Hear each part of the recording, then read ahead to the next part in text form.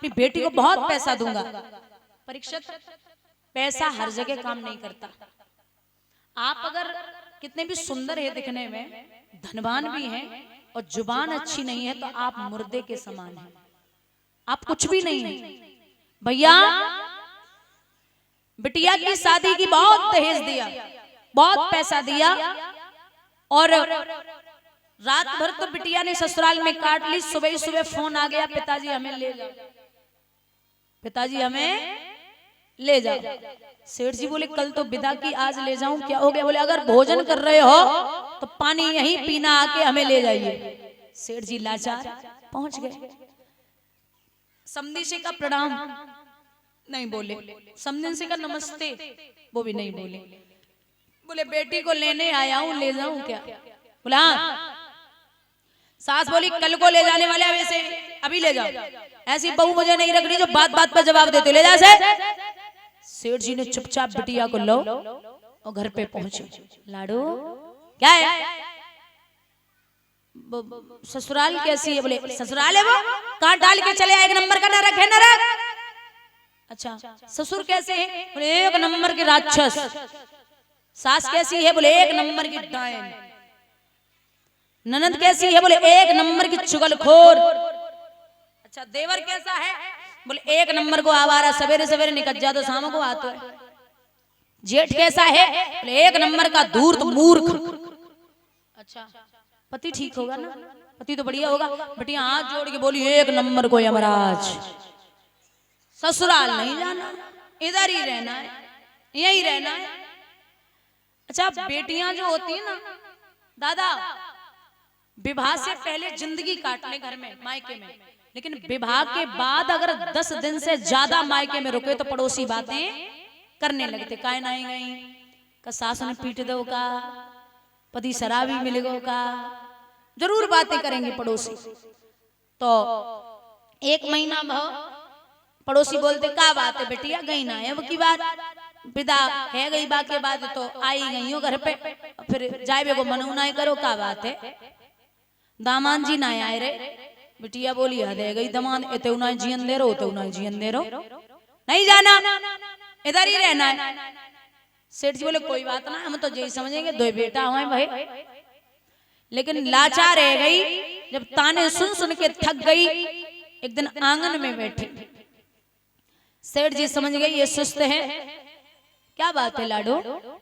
पिताजी अब घर में नहीं रहा जाता, आप मुझे कहीं छोड़ दो।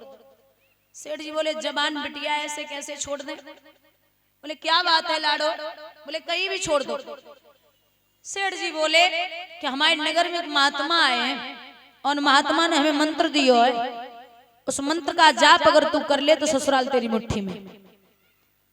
बेटी बोली मंत्र का सुनाया तो कुछ और उपाय हो तो बताओ। बोले है ना, साधना। साधना है।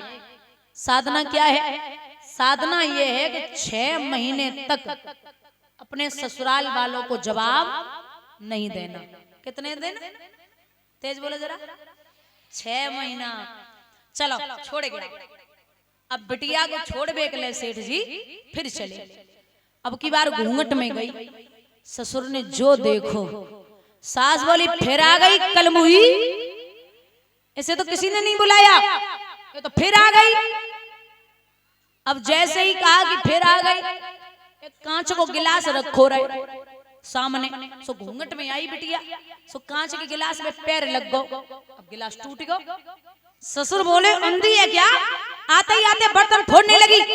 बिटिया ने बाप को चेहरा देखो और ससुर को देख के बोली वह 6 महीना रुक जाओ, तुम्हें खोपड़ी पे न फोड़ो, तुम तो कोई का कहे 6 महीना हम तुम्हें जवाब ना दे सकते। पिताजी छोड़ के चले गए। बिटिया ने सुबह ही सुबह झाड़ू पोंछा, बर्तन कपड़े धुलना, सबका ख्याल रखना, गरम गरम नाश्ता भोजन पानी सब करा रही। इतनी सेवा करती घर वालों की, संतो इतनी सेवा करती। सास ने 1 महीना बाद चाबी निकाली और बहू को ला मम्मी जी जाके ले, तो कितने पापड़ बेले ला दे, जाके ले तो बहुत परेशानी उठाई है, दे दो मम्मी। अब भैया पूरे घर की सेवा करती। 1 महीना और भी तो भैया लेवे को आएगा, वो चलो दीदी घरे चल रही। भैया बोले चलो दीदी।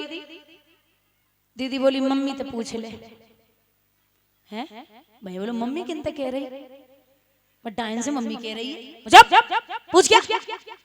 सो भैया पहुंचे, बोले दीदी को लेने आया हूँ, ले जाऊं क्या? हाँ सास बोली लला आज लेके जा रहे हो लेकिन कल सवेरे तक छोड़ जाना। सुन रही हो, जो जवाब न देवे वो नतीजा है। कान खोल के सुन लेना, मैं तो चली जाऊंगी 4 दिन बाद, है ना? तो ससुराल में जाओ तो हमारी बात गांठ बांध के ही जाइयो, जवाब नहीं देना है।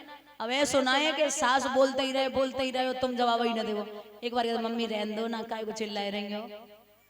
सास तो सास होती है, पूरे घर में जब लड़ाई कर लेगी ना, बाहर जाएंगी ना, और बाहर जाके घूम फिर गए तो फिर पूछेंगे आगे बहू का बनाए लो। सासें होती हैं, उनका ऐसा नहीं लगता मतलब कि बिगड़ रहा है कुछ, उनको लगेगा कि मेरा बेटा मेरी बहू परेशान न हो जाए। थोड़ी देर लड़ेंगी भिड़ेंगी, कुछ उन्हें बुरा लग जाए। अब पुराने ख्यालात होते हैं, आज की जनरेशन में मतलब नई सासों को मिलने वाली हैं, बहू जावेगी, बहू से ज्यादा तो शासन में थोड़ा वो होता है। तो देख के करना, देख के समझाना।